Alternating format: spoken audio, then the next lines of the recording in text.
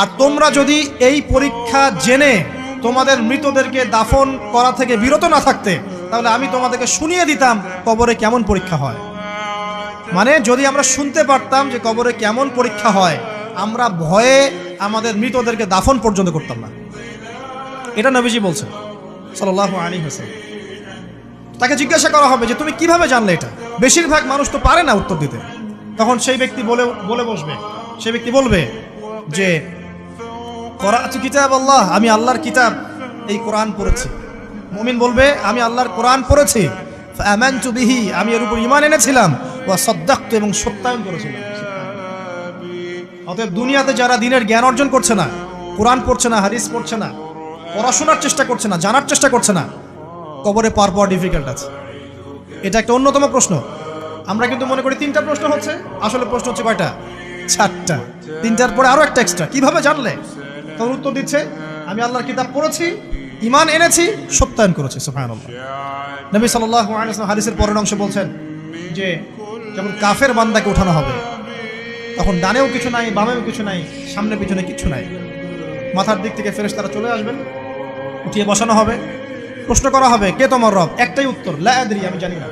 নাউযুবিল্লাহ। কি তোমার দিন? লা আদরি, আমি জানি না। এই যে আল্লাহর তো খবর নাই, আল্লাহ পাকের বিধান মেনে চলার কোনো খবরই নাই, পরোয়াই নাই।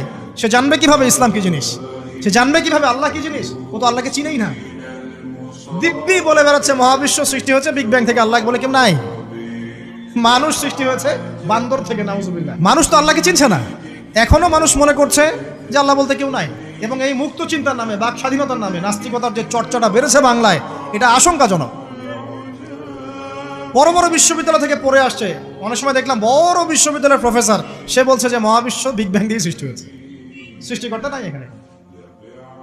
তো মুসলিম বিজ্ঞানীর একটা কথা বলতেন যে মানুষ বিজ্ঞান সম্পর্কে অল্প জানলে নাস্তিক হয়ে যায়, আর অনেক গভীর জ্ঞান অর্জন করলে আল্লাহর কাছে আত্মসমর্পণ করে।